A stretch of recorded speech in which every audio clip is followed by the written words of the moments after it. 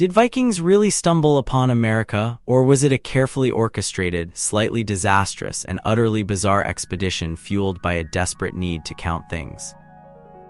Let's dive into a story that's less about heroic voyages and more about a bunch of bewildered Norsemen, a baffling coastline, and a whole lot of wild grapes. Imagine this, it's 986 AD. The air is biting, the North Atlantic is a churning beast of gray and white, and you're a Viking sailor, hopelessly lost. You've been blown off course, your ship's timbers groaning under the relentless waves, and the horizon is a featureless, terrifying expanse. You're starving, your crew is restless, and the only thing keeping you from abandoning ship is the faint, almost delusional hope of finding land. That's precisely what happened to Bjarni, a Greenlandic explorer who, rather than aiming for home, spotted a new landmass, a shadowy smudge on the distant coast. He turned back, of course, muttering about storms and bad luck, and his tale became a whispered rumor amongst sailors. But then, a few years later, Leif Erikson, son of Eric the Red, decided to take a different route. He wasn't seeking glory or riches or even a decent place to settle. He was simply bored. His father Eric had established a colony in Greenland, a miserable outpost clinging to the edge of the world, and Leif was itching for something, anything, to break the monotony of salted fish and endless winter. He set sail not with a grand plan, but with a vague notion of following Bjarni's sighting. Now, let's talk about runes. Vikings were obsessed with them. They carved them onto everything: shields, weapons, tools, even spindle whorls, those little wooden things used to spin wool. Greenland was covered in them, a testament to their literacy and their need to record their lives. But Greenland runes were different. They were practical, everyday markings. Gunnar owns this spade, Sigrid made this whorl. It was like a Viking equivalent of a shopping list, only far more intricate and beautiful. But Greenland's runes were a far cry from the ones found in Norse settlements across Europe. In Greenland, runes were everywhere. They weren't used for grand sagas or religious texts, they were used for the mundane, marking possessions, identifying craftspeople, and generally documenting the details of daily life. It was as if the Vikings, isolated and struggling to survive, had found a way to impose order on a chaotic world. Fast forward to Greenland, a place even harsher than Iceland, a land of glaciers, fjords, and a relentless, unforgiving winter. The Norse settlers here weren't building grand castles or establishing thriving trade routes.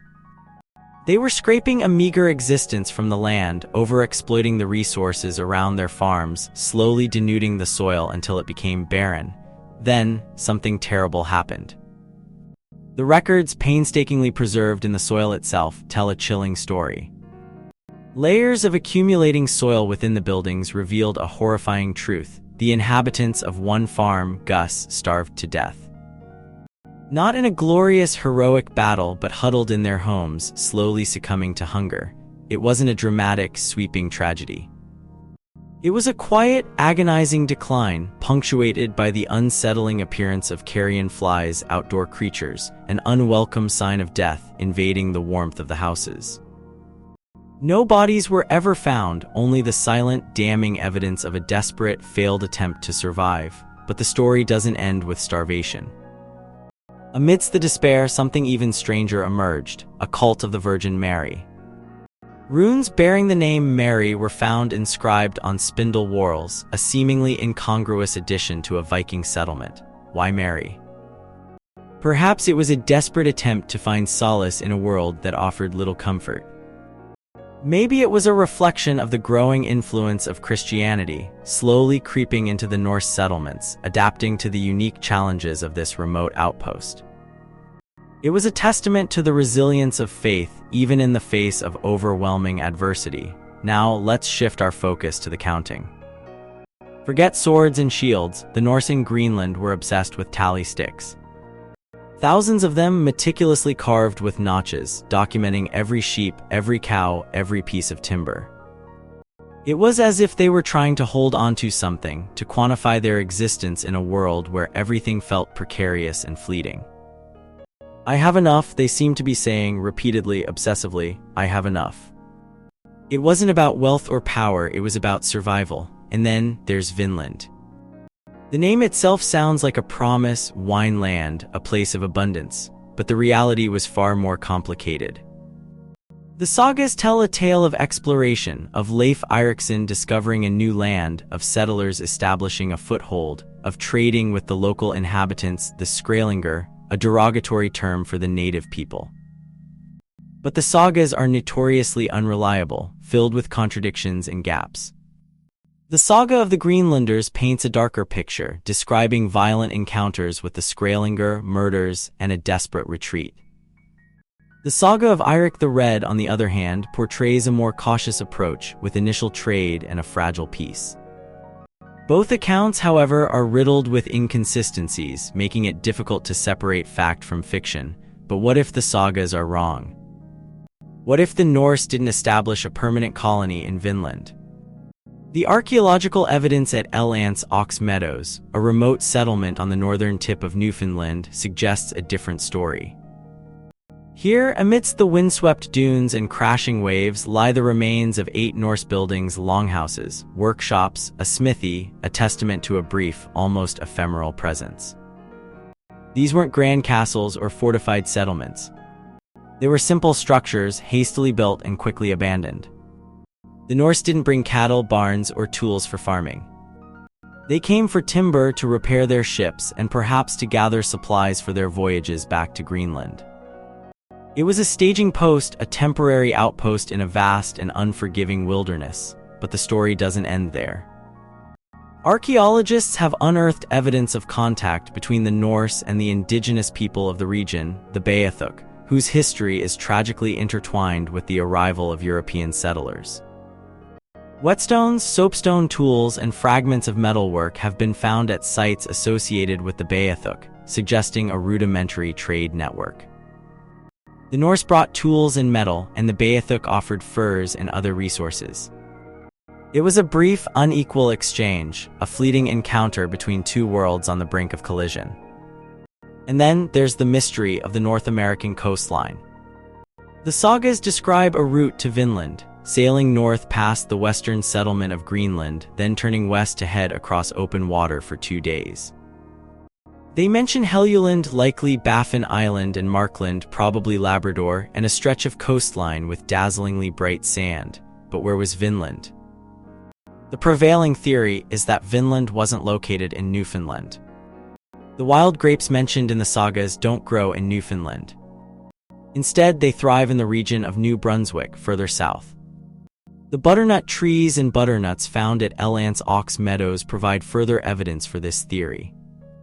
So the Norse may have ventured as far south as the St. Lawrence River, or perhaps even along the coast of Maine, before turning back north, perhaps seeking timber or simply seeking a way to return home. But the most intriguing question remains: why did the Norse abandon their attempts to colonize Vinland? Was it the harsh climate, the lack of resources, the hostility of the indigenous people, or simply the realization that they were hopelessly lost? The answer perhaps lies in the sheer scale of the North Atlantic, a vast, unpredictable ocean that claimed countless ships and sailors. The sagas, with their dramatic narratives and heroic figures, often overlook the brutal reality of maritime life. Shipwrecks were commonplace, and many Norse explorers simply vanished without a trace, swallowed by the waves. The sagas don't record their losses, they don't lament their fate.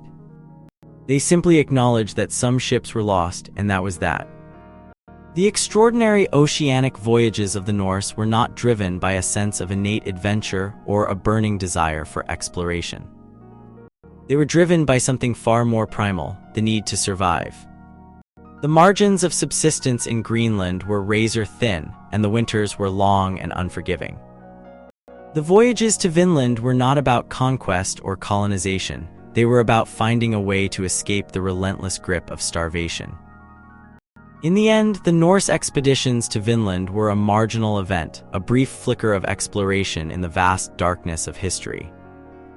But they also marked a unique moment in human history, the first time that populations from different continents connected, a fleeting encounter that bridged the gap between East and West. And as you stand on the windswept shores of Newfoundland, gazing out at the turbulent North Atlantic, you can't help but wonder, did Vikings really stumble upon America? Or was it a carefully orchestrated, slightly disastrous, and utterly bizarre expedition fueled by a desperate need to count things? Perhaps the truth lies somewhere in between, a complex tapestry of exploration, survival, and chance. A story of hardy sailors, a baffling coastline, and a whole lot of wild grapes. But one thing is certain, the Norse legacy lives on, not in grand monuments or sprawling colonies, but in the echoes of their runes, the whispers of their sagas, and the enduring mystery of their brief, unforgettable voyage to the New World. And now, one final question. If you could travel back in time and join a Norse expedition to Vinland, would you brave the unknown, face the dangers of the North Atlantic, and risk your life in search of a land of wild grapes?